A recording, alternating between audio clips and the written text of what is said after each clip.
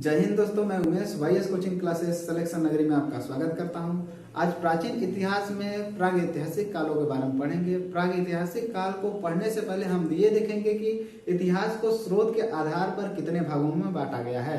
ठीक है, हम देखते हैं इतिहास को स्रोतों के आधारों पर इतिहास को 3 भागों में बांटा गया है। पहला है प्रागैतिहासिक काल, दूसरा है आदि ऐतिहासिक काल, तीसरा है ऐतिहासिक काल। अब हम देखते हैं प्रागैतिहासिक काल क्या होता है। प्रागैतिहासिक काल वह काल होता है जिसका लिखित साक्ष्य नहीं मिला हुआ है, उसे कहते हैं प्रागैतिहासिक काल, जैसे पाषाण काल। और दूसरा हम देखते हैं ऐतिहासिक काल। ऐतिहासिक काल वह काल होता है जिसमें लिखित साक्ष्य तो मिला हुआ है लेकिन उसे पढ़ा नहीं जा सका है, इसे कहते हैं आदि ऐतिहासिक काल। जैसे हड़प्पा सभ्यता, हड़प्पा सभ्यता के लिखित साक्ष्य तो मिले गए हैं लेकिन उसको अभी तक पढ़ा नहीं जा सका। अब आगे देखते हैं ऐतिहासिक काल। ऐतिहासिक काल वह काल होता है जिसके लिखित साक्ष्य तो मिले हैं और उसको पढ़ा भी गया है, तो इसे कहते हैं ऐतिहासिक काल। जैसे वैदिक काल के आगे का और वैदिक काल का भी कुछ समय, ये सब आ जाते हैं ऐतिहासिक काल। अब हम देखते हैं आदि ऐतिहासिक काल में साक्ष्य मिला है लेकिन इसको पढ़ा नहीं गया है। अगर इसको कोई पढ़ लेगा तो ये चला जाएगा ऐतिहासिक काल में। अब हम देखते हैं यहाँ पर प्रागैतिहासिक काल। प्रागैतिहासिक काल को सबसे पहले भारत में एक विषय के तौर पर सबसे पहले रॉबर्ट ब्रूस फूड ने पढ़ा। अब हम देखते हैं 1920 ईस्वी में थॉमसन ने इसे पाषाण काल, कांस्य युग और लौह युग में विभाजित किया। अब नीचे हम देखते हैं कि भारतीय पुरातत्व के जनक अलेक्जेंडर कनिंघम है और उसके बाद पाषाण काल को भी 3 भागों में बांटा गया है।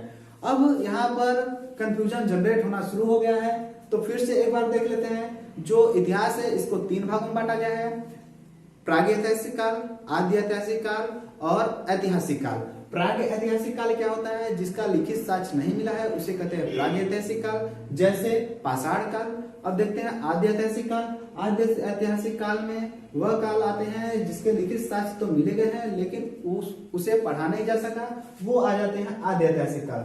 आदि ऐतिहासिक काल का उदाहरण है हड़प्पा सभ्यता। ऐतिहासिक काल क्या होता है? जिसके लिखित साक्ष्य तो मिले हैं और उसको पढ़ा भी गया हो, तो ये है ऐतिहासिक काल। ऐतिहासिक काल क्या? वैदिक काल। ऐतिहासिक काल में आते हैं वैदिक काल के कुछ समय और वैदिक काल के आगे का अब तक के सब इतिहास किसमें आएंगे? ऐतिहासिक काल में। अब हम देखते हैं यहाँ पर प्रागैतिहासिक काल को भारत में रॉबर्ट ब्रूस ने एक विषय के रूप में पढ़ना शुरू किया, रिसर्च करना शुरू किया और इसके साथ ही 1820 में थॉमसन ने इस प्रागैतिहासिक काल को पाषाण काल, कांस्य युग और लौह युग में बांट दिया।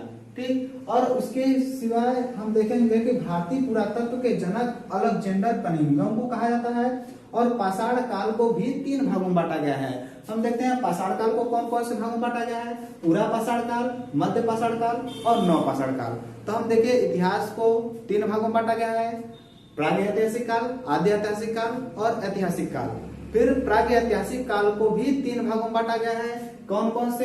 तो कहेंगे पाषाण काल, कांस्य युग और लौह युग। फिर हम देखते हैं पाषाण काल को भी 3 भागों में बांटा गया है, पूरा पाषाण काल, मध्य पाषाण काल और नव पाषाण काल में बांटा गया है। अगर आपको मेरी मेहनत और वीडियो पसंद आया हो तो लाइक कीजिए, सब्सक्राइब कीजिए और शेयर कीजिए।